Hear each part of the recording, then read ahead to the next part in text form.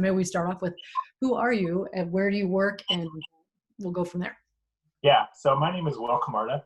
I am the winemaker at Andrew Will Winery. I work alongside my father, Chris Camarda, who was actually the original founder of the winery. And what kind of wine do you make over there at Andrew Will? So we focus pretty much on Bordeaux varietals, mainly red wines. My dad started off actually with his winemaking formula for single varietals, so focusing on Cab Franc, Merlot, Cabernet Sauvignon, and over time actually changed it to doing blends. He has a strong affinity for the Bordelais and the wines they make, and really always saw how the Merlot made the Cab better, or the Cab Franc would make the Merlot better. He saw the grapes being a greater product by the sum of parts, I guess. Mm-hmm. It was clear where I said things. But yeah, that's what we focus on. Half our program now is focused on single vineyard blends, and half of it is focused on our single varietal lineup, which is, once again, 100% Cab Franc, Merlot, and Cabernet Sauvignon. And how long have you guys been doing this? So my dad started the winery in 1989. That was his first commercial vintage. It was actually made in my grandma's basement of her home up on Queen Anne in Seattle. And since then, he's moved out to Vashon Island, so about 20-minute ferry ride from Seattle, where he's essentially built a full-on residential wine compound. It's a really cool 5-acre plot that he's cleared out over time and has storage, office, a winery, and his residence where I actually grew up through school, essentially, until I went to college and I moved out. But beautiful place. Can only get there by ferry boat, so actually one of the few island wineries in the world. But yeah, it's a really beautiful location. I know sometimes it would be nice to be closer to our vineyards, which are obviously not located in Seattle or even Western Washington. They're east of the mountains. That being said, a big part of winemaking is being able to sell wine, and we realize that. And obviously, Seattle is the main market for us, so being able to be close to that kind of action, the restaurants, the retail side of it is also a very important part about running a winery. A lot of winemakers obviously want to go into the vineyards and the winemaking and all that, and I believe obviously that's why people want to hear from us. But there's a certain side to wine making and ownership that goes a lot deeper, which is the relationships that we have to build with our wholesalers, with sales reps, with retail shops, with SOMs. That is a very important part of not only promoting your own self, but really for us promoting the region. Washington is a young region. We're in mostly second generation winemakers, and we're still kind of getting our footing on what grapes we grow best, how we promote our wines. I think we have a really solid identity though, for producing high-end wines. But we still have a ways to go, I believe, in promoting ourselves outside of the general Northwest. And like I said, I'm excited for that, but it's definitely going to be a lot of work, I think, to really put Washington on the map as a premier wine region that's, accessible throughout the world. And so I think, this next question is like a little, obviously I already know a little bit about you, so I might be leading the witness a little bit here, but the next question is, why do you make what you make, which I think you talked a little bit about in terms of varietals and, how the evolution, less just focusing on single varietals and more making blends. But, you as a human being, you did not, although you were obviously the son of a winemaker, you weren't necessarily born to this. And I heard tell you had some other gig before this. So at the risk of offending, geologists across the world, why are you doing what you're doing versus what you were doing before? Yeah. I actually, before geology, my childhood dream up through college was actually wanted to be an architect. Actually, my skill set's probably closer aligned to drawing in spatial sense rather than geology even. But there's a certain underlying mentality I think I picked up about the environment and the world from living on Vashon, a very rural kind of granola place where I grew up running around in the woods. So I think I really appreciate that part of that degree is you're outside using your hands. That being said, there's something obviously about taking on a legacy brand such as Andrew Will that my father created that is hard to turn down. And I think I'd accomplished what I needed to before coming to the winery, that I felt comfortable that it wasn't me just doing it to kind of satisfy some dream of either mine or my dad's, that I was coming on because I wanted to come on. And I think it's played out a lot better in the long term because neither me or my dad feel like it was ever forced. It felt much more organic that way. I make the wines that I make right now a lot based on what my dad's created.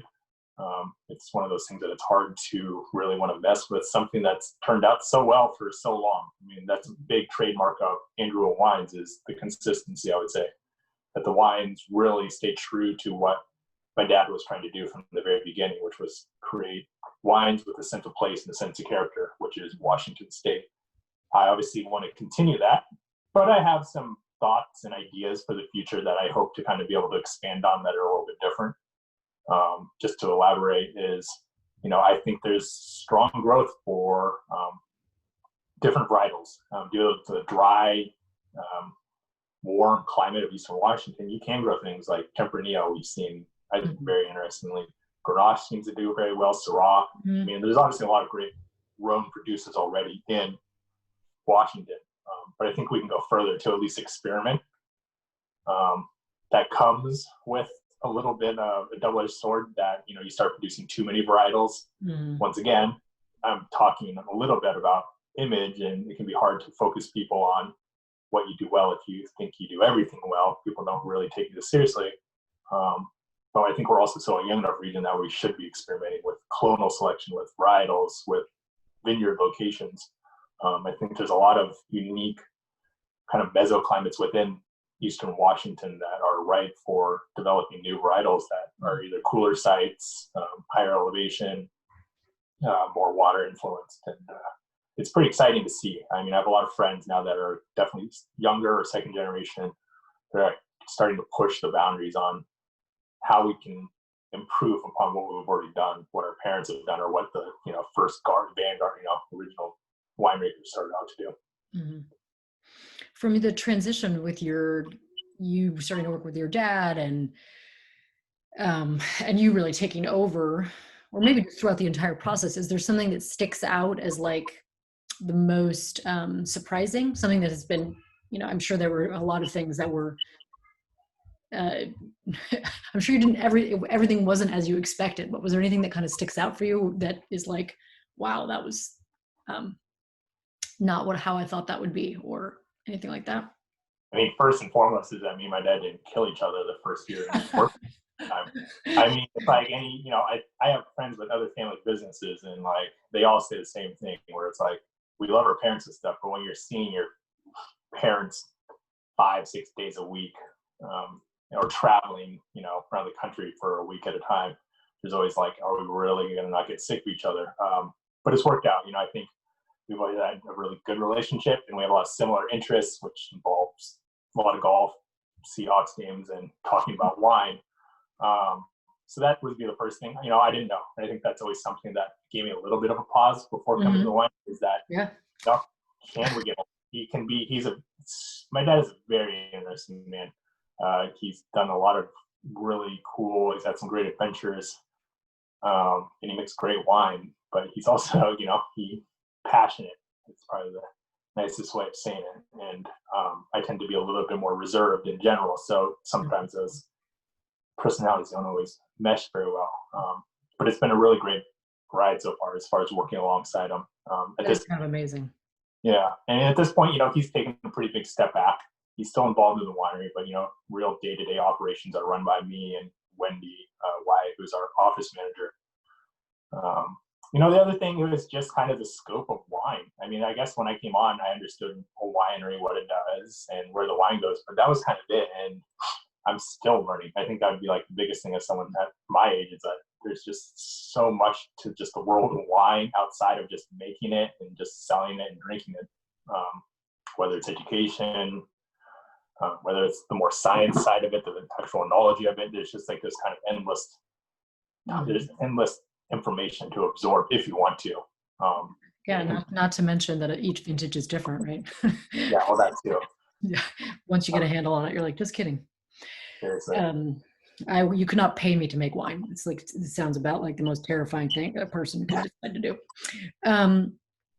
So last question on that, kind of about the winery and wine in general, your wine in general, is, which it sounds like a little bit of a rough question, but I think it's important in terms of distinction. Like, why should people care about Andrew Will? There's a lot of wine out there. So why you? Yeah, no, I agree. And there's Washington as a region is a lot of great wine, but what makes Andrew Will stand out to our peers, at least in this industry, based on the varietals and kind of winemaking style, is once again, like I mentioned earlier, is the consistency. My dad's proven that 30 years, his wines really have stayed true to course. I was talking about this with someone else recently. Another big thing for Andrew Will, I believe, is ageability. I don't believe all wines age well. Everyone wants to believe their wines will age really long time. It'd be great in the next 10 years, just let them sit. But I don't see that. I've had enough older wines already in my career that a lot of wines are not meant to be, aged past 5 or 6 years, maybe 10. Andrew Will wines, I've proven, I've tried 95, 96. I had some 92 Merlots that, even for my dad, were not his favorite vintage, but are still really beautiful, really fresh, a lot of acid, bright red fruit still. They've obviously changed, but they retain a lot of the freshness I think Washington shows. And I think our wines exhibit true vintages. You mentioned vintage variation as something you have to deal with that can be definitely challenging, but it's also something that makes wanting to follow our winery interesting. There's plenty of wineries. If you want to drink the same wine every year and have it taste the exact same way that is familiar, that's great. I completely understand a certain level of product consistency. But for me to be able to go back and try even recent vintages, like the difference between 11 and 12 or 13 and 14, and see that we used more Merlot for some reason because it was probably a warmer vintage, or it's cooler vintage, and we had to use more Merlot versus Cabernet, or the Cabernet group there in vintage. Those things I think are what make our wines interesting to follow. I think the wines that are easy to drink, that you can approach them young, but they do provoke a little bit of thought. Like, they're not so obvious that you can figure them out in the first sip. That's the type of wines that you want to enjoy a couple of glasses. And then finally, the wines that I think get a broad palate. Give my dad credit. He never really ever decided to make wines based on a trend, for good or bad. That's, at the end, I think worked out better because we have a really great following in both sides of the world. We have a really solid following on the retail side and general consumers, as well as the song community. I think a big part of what makes our wines different is that we're embraced in both those worlds. We can have a 99-point wine by Robert Parker that sells great online in wine clubs, and we can have a Cab Franc that's being glass poured in Danielle in New York. I think versatility of those types, that style of wine we make, is something that is more unique than I think what people kind of picture it's out there, because there's a lot of wine out there. And unfortunately, a lot of it tastes the same. So I think finding wines like ours is actually a more unique. One second. Yeah. Yep. Hi. So we were supposed to be avoiding this, but here it is. Yeah. Oh, yep. Hi. Yep. No. 1 second. We'll just. Yeah. Of course. Okay. We're just going to take a pause here. Yep. Until the parent that was supposed to be watching them comes and retrieves them both. Joe? Yes. Okay, we're recording. Off you go. Say bye. Bye. Bye. Bye. Okay. Did you hear that? She's leaving. She's like, why did mommy block the door? I wonder why. It's weird. It's a good question. Yeah. Okay, so I'll get rid of myself here. And last little quick section is just about, to do with the time that we're all kind of enduring together and how bizarre it is. And I think I told you on the phone that one of the things that we just experienced, for example, is how this whole thing has brought us all closer together in some ways. Like, normally you and I are in business together, you would not have to be dealing with my children, Yeah. thankfully. However, we're all kind of stuck in each other's living rooms right now. Yeah. So, I think that's one of the things that is interesting, and also in some ways not surprising, that it's, we're closer together even though we're stuck separated from each other. But what is one of the most surprising things, if anything, that you have learned from this whole experience, the quarantine, shelter in place insanity? But no matter what, people are going to drink alcohol. I mean, sales, that's a big, the first thing that comes to mind was, I didn't experience the recession because I wasn't at the winery at that time, as far as what my dad had to go through, but I do know wine consumer habits change, and we change with it eventually. Mm-hmm. I think that's going to happen with this quarantine. But so far, people have been very supportive of the winery, and I think the wine industry in general, which has been great. I think I'm a little bit surprising. I wasn't truly sure how much people would really drink during this, but I think all things considered, it makes sense. Of course, yeah. And on obvious kind of note is that, as cliche as this, because we all kind of talk about it, I think people have rallied pretty well, at least locally within communities. I've tried to stay in touch with a lot of winemakers who I usually would see in tasting groups or just around the way, forums and stuff. And I think a lot of them have tried to maintain that. I think people are still really interested in learning about wine. This week alone, I think I have 1 or 2 Zoom, Instagram Live kind of events, and I have another one in July. And it's more than just doing it to do it. I think people are generally interested to have a chance to actually get to talk to winemakers or vineyard managers or people in the wine industry that they normally wouldn't have a chance to talk to, right? And we're also busy, and events are hard to plan around to get to. Even something like a trade tasting can be hard to make the time to get to, let alone making a winemaker be in 50 different states if they're that well distributed. Constantly around traveling, you're never going to have, your audience is going to be limited, especially on the consumer side. So it's been, I think, pretty interesting to see how people have really stayed on board with the whole thing, that they haven't just kind of bought their case of wine and kind of tuned out, that they've stayed engaged with brands and kind of continuing to learn about wine, I think. Yeah, it's refreshing, that's happening, in general. So do you have a hobby that has helped you cope with it?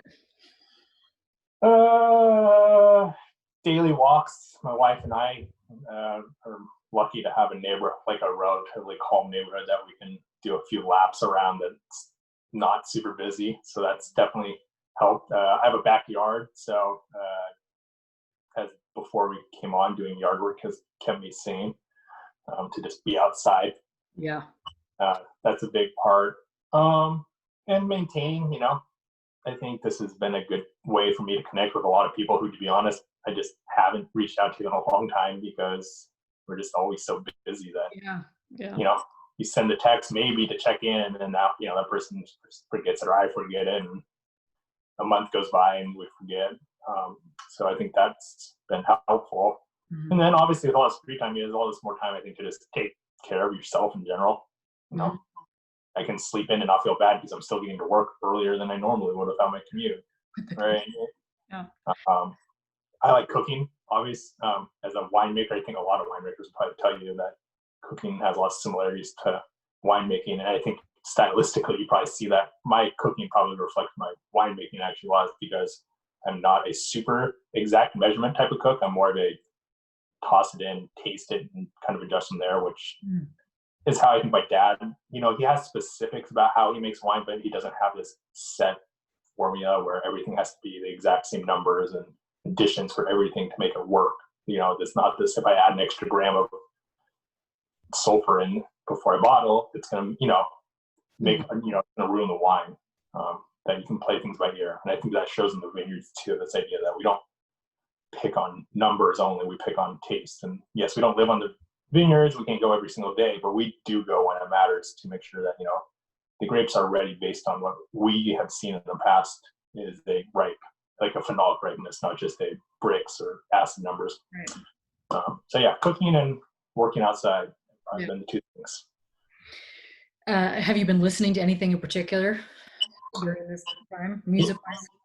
Music-wise, definitely more calm. I usually don't listen to too much classical, kind of like slow music, but it's actually one of those genres that I've been doing more. I have a keyboard, which I am not a very good piano player, so I feel like I've been listening to a lot more of piano-focused music. And then as far as non-musical stuff, I don't know, I've been trying to stay up to date on my wine podcast for what it's worth.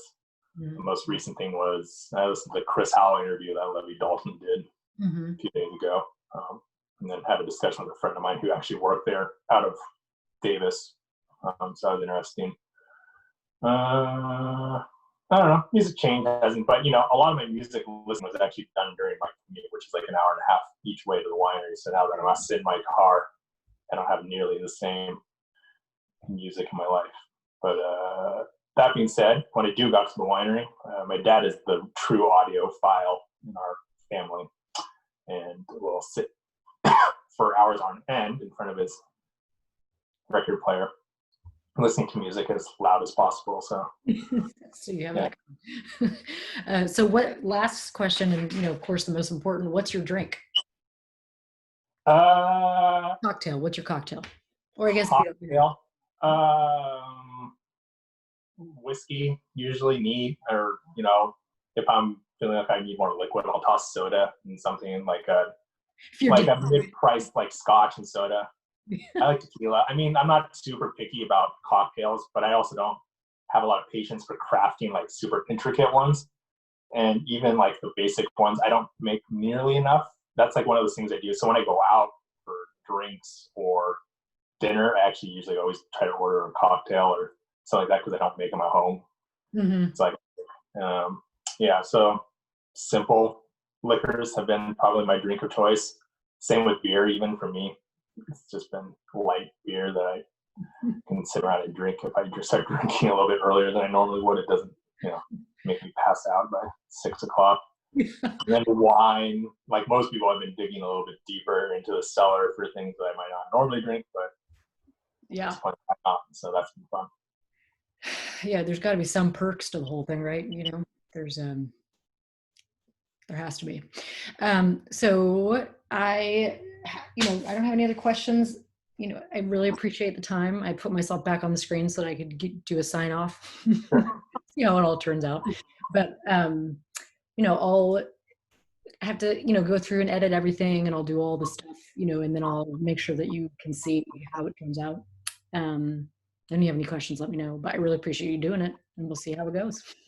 Yeah, thanks. This was great. And like I said, if you need to do another quick version of this for any reason to fill in a gap or redo something that I said that was like 90% there, but if I just cleaned it up, it would have been a little easier to